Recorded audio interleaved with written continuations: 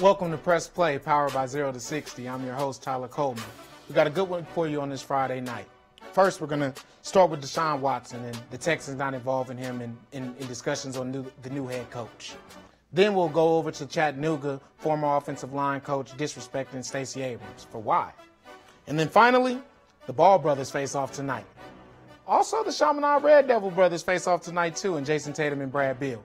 We'll be back with more Press Play, powered by 0 to 60.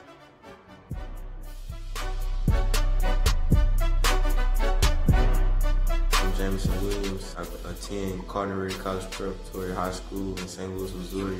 I'm a wide receiver committed to the University of Ohio State. I see a lot of great things in Dr. Hayes. She get me loose when I'm running my routes. I feel agile. Also on the track, it's the same thing, so I'm really loose running my races. I'm Dr. Connie Hayes with Fit for Life Sports and Rehab. If you want a competitive edge on the field, call me, 314-532-0957. Welcome, welcome, welcome. Now it's time to introduce my panel, man. To the far left of me, Big Z, Zelman Sanders. How you doing today? I'm good, man. I'm ready to get to it. Man, our first topic is football. You ready? All the time. All right, and then, you know, Will, this in your pocket. Yeah. I got Mr. Will Franklin. How you doing? It's wheelhouse. Good. It's time to roll tonight. Let's get it. Deshaun Watson, Texas organization. They looking for a new coach. Fired Bill O'Brien a little earlier. He wasn't in the discussions of the GM already, which he was told he was. Speak a little bit and give us a little bit of insight on that, Z. I mean, he made a statement. They hired, I think it's Nick Casero. They hired him without even talking to Deshaun. Not saying in the NFL that they do that, because they didn't even talk to Aaron Rodgers, even with the head coach. But if you all, based on what we found out, that they said they would. So once now you hire him and don't even talk to him, it's like, y'all tell me one thing, I just signed this big contract, so it shows that I am the face of the team, but y'all don't even confer with me at all to even see how I feel? I mean, I don't think that's good for him. And then how many times you trade away his best receiver and arguably the best player on the team outside of Deshaun. You don't talk to him, and then now you do this and you don't talk to him. I can see why he's upset. Hey, Will, give us a little bit of insight about, we know owners and organizations, they always mention they will involve you. But when that process doesn't happen as a player, what do you think that made Deshaun feel like? It put him in an uneasy position, man. To invest that kind of money into him, you're really building around him. To let B-Hop get out of there, that solidified who the franchise is going to be moving forward. Right. And to proclaim and say, hey, we're going to include you into these decisions that we're going to make, even if it's just a conversation. But to go out and hire a guy and not mention him, it puts a player in an uneasy position, which is what we're seeing. He's not happy about it. And if they're going to make a decision like this, he's definitely not going to be included in the head coaching. But they may ease it up now and be like, all right, you know, man, we gonna bring him in. But you know, he threw out a suggestion of who he would like to be a head coach. But at the same time, that's still not saying they're going to listen to what he's asking. You know, these franchises like that, who we talked before, they try to mock other organizations. Right. You know what I mean? Yeah. And right now, the Houston Texans for years have hired numerous of people out of the New England organization.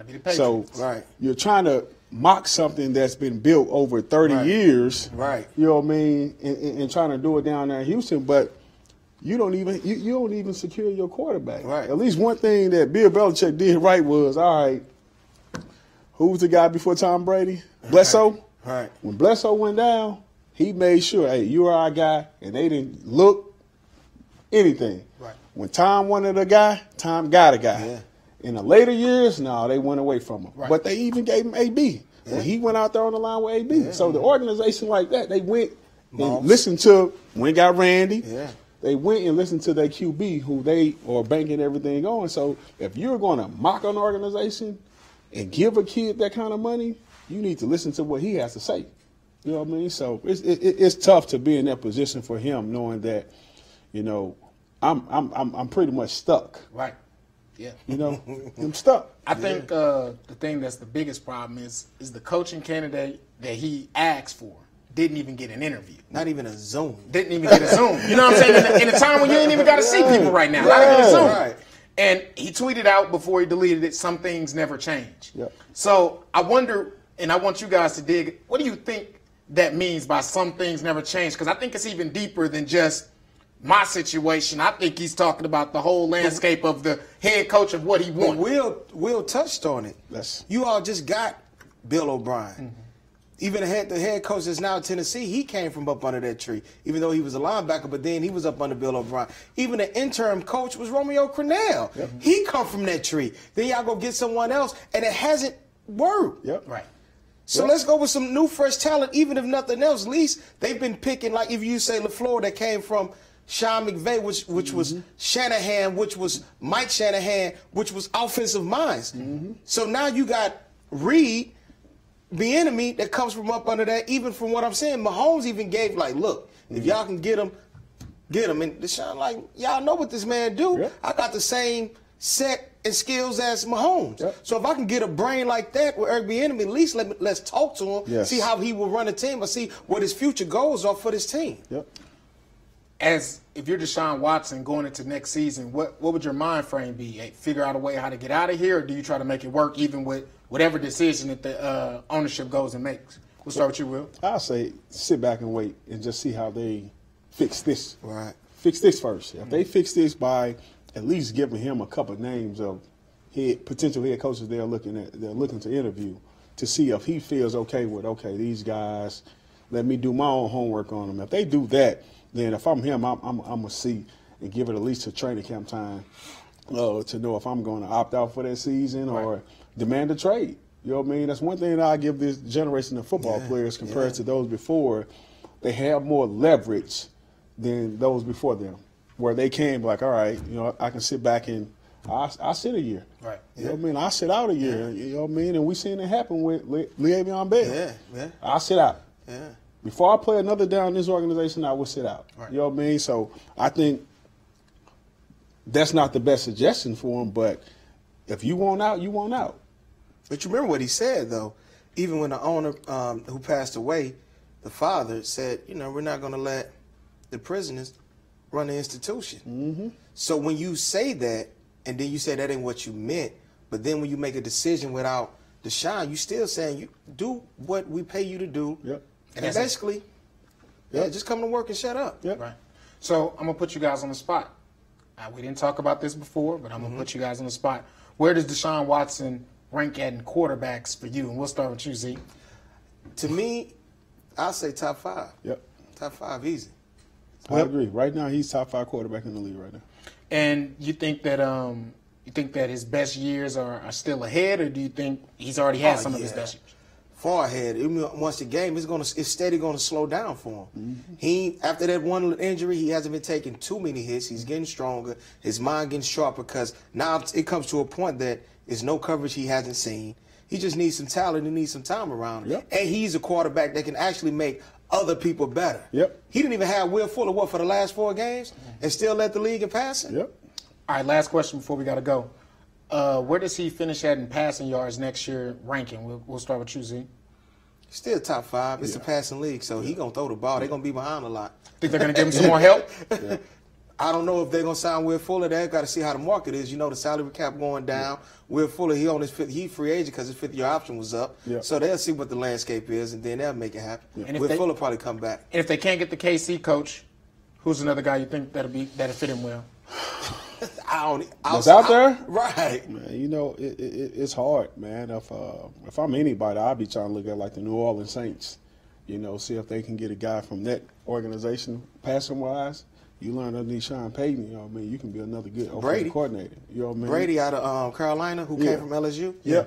I can see that. It's a couple guys out there, but to be a head coach, I don't know. That's good. Well, I appreciate you guys' insight on this. We got to take a quick commercial break, but when we come back, we got some digging to do with a college football coach, Chris Malone, former Chattanooga offensive line coach that decided to take a tax at Stacey Abrams. So when we come back, we'll dive into that. With more Press Play.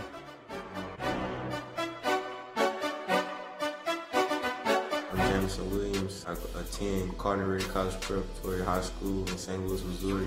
I'm a wide receiver committed to the University of Ohio State. I see a lot of great things in Dr. Hayes. She get me loose when I'm running my routes. I feel agile. Also on the track, it's the same thing, so I'm really loose running my races. I'm Dr. Connie Hayes with Fit for Life Sports and Rehab. If you want a competitive edge on the field, call me, 314-532-0957.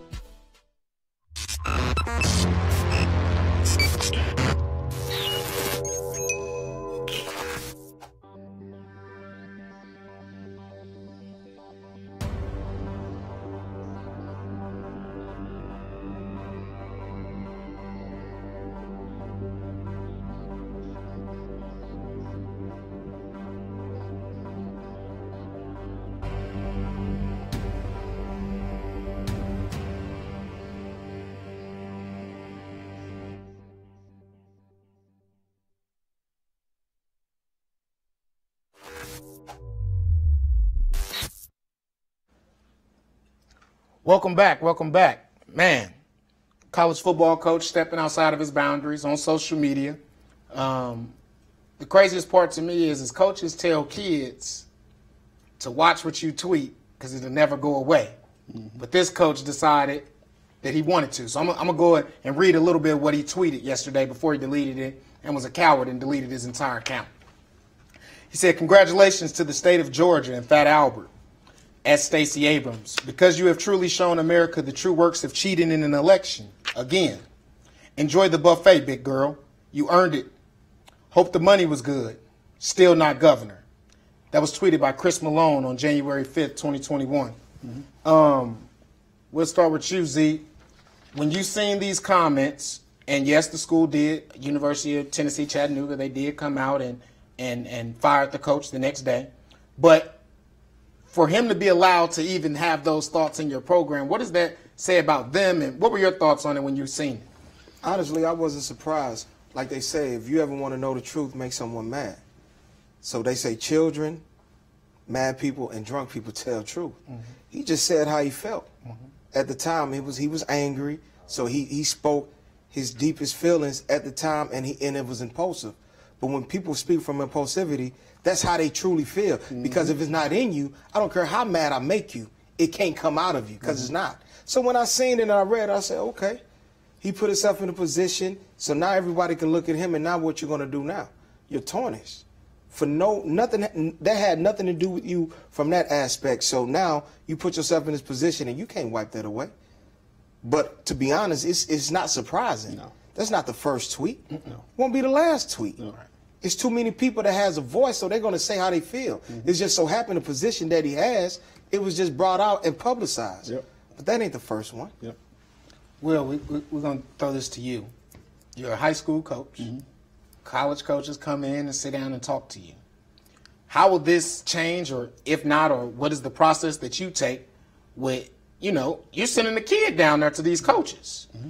And with the guy's mindset like that, speak a little bit about how you're dissecting and getting the chance to get to break down and know these coaches. Well, that's a tough conversation that you will have to have with both the student athlete and the parent. Mm-hmm. Because at the end of the day, it's still the student athlete's decision and the parent's decision. And I'm going to make sure it's the right fit for you from that standpoint of understanding who this coaching staff is. And that's a tough one because everything is always flashing lights when you're going through recruiting stages and you're going through the phone calls and the texts that may come with recruiting. It's really hard to dig into who that person is as a coach. Mm-hmm. You know what I mean? Outside of the X's and O's and whatever universities represent. Right. You don't know who they are. You know what I mean? So for me, it's okay, have the uncomfortable conversation. Right. Ask those questions that come to your head. Mm-hmm. You know what I mean? No matter what town that college is, ask what that town is like. All right? Ask what that college coaching staff is like. You know what I mean? You have to ask the uncomfortable questions and not get flattered by the lights of, oh, we want your son or we want your daughter or anything of that sort. You cannot let that blind you from asking the real questions to get the answer that you need to make sure that, okay, I can trust these men. Whatever race they are, I can trust these men with my child. Right. You know what I mean? So that's something that it don't just happen overnight. And the beautiful thing about it, you have months before you sign a letter of intent to figure out, you know what I mean, more about that person, whether it's your recruiting coach, your position coach, the offensive coordinator, defensive coordinator, the head coach. You can find out a lot if you ask questions that or not out of the ordinary. You know what I mean? I'm gonna be honest with you. My biggest problem with all of it is not the fact that he tweeted it. It's the fact that he ran like a coward and deleted your account. Yeah. No, stand bold on what you're saying. Yeah, you know what I'm saying? Yeah. But my biggest thing is I'm not gonna speculate what the head coach is or isn't, right? Mm-hmm. But I do think if you're a part of that town or have a kid, a conversation has to be had about with him as well too, on how are you running your organization and why did this guy feel comfortable at any point in time to tweet this under your administration? You know what I'm saying? And as a school, it just makes everything look a little funny. But I'm gonna throw this to you, Z. You played college football. Well, I know you went to an HBCU, but speak a little bit about how those coaches talk outside of what we get to see. And then I'm going to ask you the same thing, Will. See, it like you said, it's hard due to the fact that if you couldn't play, most of them wouldn't even talk to you. So when they're talking to you, they're talking to you from a standpoint, it's like business. It is. I don't necessarily have to like you or what you stand for, but can you help me reach a common goal? Because their livelihoods is on the line. So they're only talking to Will because he's a 6'1" guy who runs a 4.37. If he was 6 feet and ran a 5 flat, they wouldn't talk to him. So it's like you said, no matter what, I was with coaches, white and black, so it really wasn't about that because sports bring a lot of people together from different nationalities, different religions, different politics, everything. But you truly don't get who they really are when you're playing with them because everyone is reaching for a common goal. You just accept it and just try to move on. Now, if you see something outside that you wasn't banking on, then now you can judge them. But really, you only judge them if you're playing any sport. You only really see them for the most part while you're playing or practicing. And Will, with you, you went to Mizzou. You got a chance to be in a part of a town that some, consider that I don't want to say are completely racist because that's not a good enough term, but there's some injustice up there. Speak a little bit about your experience and how you were able to navigate through that as a strong black man playing college sports. So for me, it's all about those men that you're looking to, which are the coaches. You know what I mean? For me, having the strength staff that we had, the coaches that we had, you were prepared for what the community may be. You know what I mean? You had them conversations to let you know, Porsche don't go, what you not to do, don't hang out at this part of town, don't do this. Like, you have to have those conversations with those student athletes when you come to campus.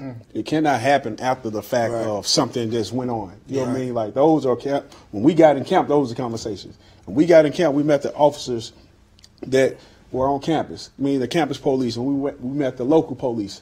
You know what I mean? It's 2 separate police departments down there.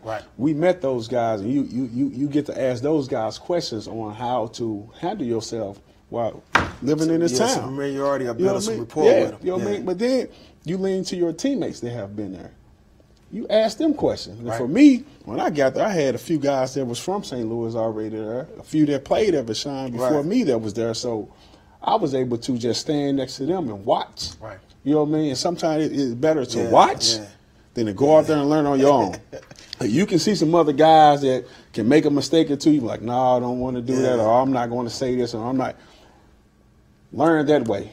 You know what I mean? It's the saying that I was told when I became a rookie in the NFL. It's better to be seen than heard. You know what I mean? So sit back and, you know what I'm saying, sometimes watch, then go out there and chatting and doing all these things. You know what I mean? So that was my approach. I sat back watching, and leaned on the older guys. And final question real quick because we got to get out of here. Do you honestly think this coach will have another shot? And if he does, do you think that the community will boycott and not accept that? I think he'll get another shot. He in Chattanooga. It's not like it's a Power 5 school, so he can go to another school. And most people's not going to follow him. This is going to be news today after time, some months will go by, because he came from other schools, James Madison, other schools. So he can get to another school. They'll give him another chance. And I'm not saying he shouldn't. He did what he did, so he should be able to get another opportunity. I really don't know. You know what I mean? With how social media works these days, the moment his name go into a coaching portal, you know what I mean, it's going to hit some type of media platform. And I don't know how many universities after what happened at Mizzou in 2015 and the backlash that a lot of universities got from diversity and inclusion and those. I don't think a lot of schools are willing to take that type of media pressure right now. That sounds good. Well, we got to go to a quick commercial break. When we come back, we're going to get into some NBA basketball. We got the Ball brothers. We got the Chaminade brothers. So we'll be right back with more Press Play.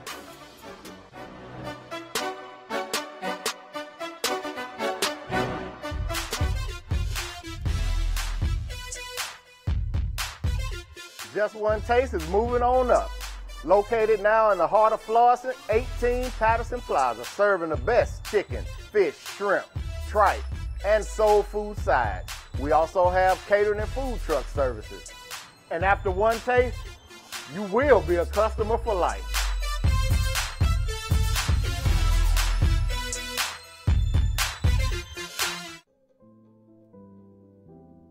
Hello, I'm Simeon the Mortgage Man with Bank Midwest Mortgage. I have over 20 years of experience as a mortgage banker, and our state-of-the-art secure online mortgage center allows you to conveniently submit your application and documents online.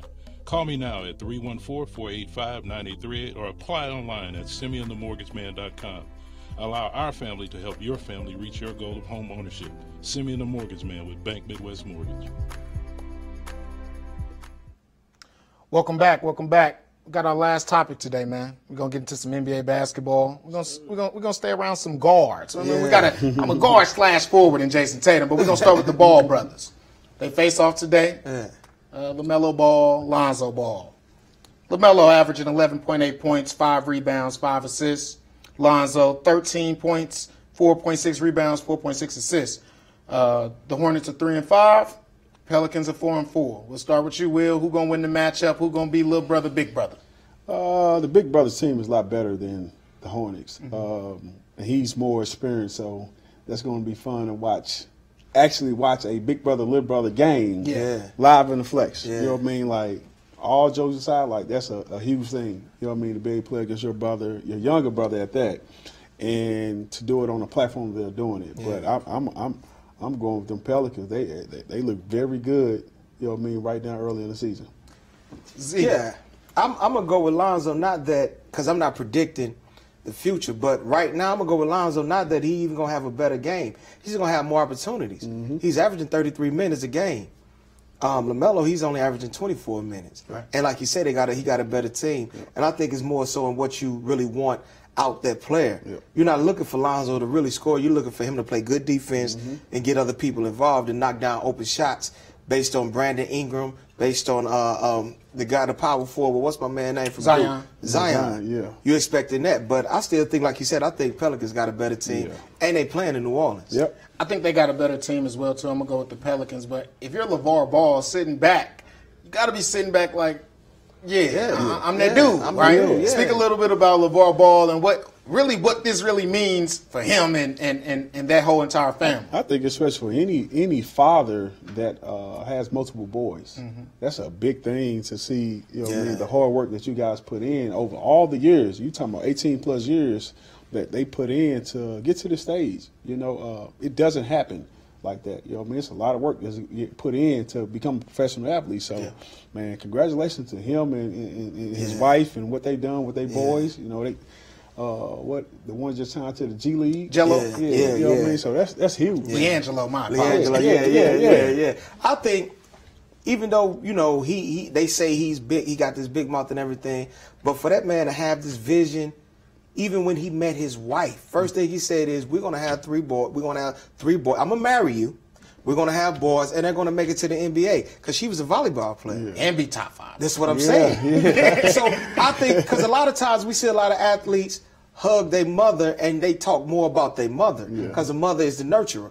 But what he did, I mean, I don't know too many fathers who did what he did other than the Mannings. You know, that you knew who he was, and that's because he was in the league, the father. But this man came out of nowhere from Compton, moved them, knew what he wanted, moved them out, never even had them in Compton, moved them to Chino Hills, met his wife, and now you have these boys. Now you got 2 of them in the NBA and 1 of them in the G League. Man, kudos to him. Facts. Now we're going to speak about some St. Louis brothers, big brother, Chaminade Red Devils. We got Brad Beal. He's leading the NBA in scoring. You got Jason Tatum that ain't that far off at number 7. Speak a little bit about what this moment is for St. Louis, Will, because I think it's huge. But also, what do you think about that matchup tonight?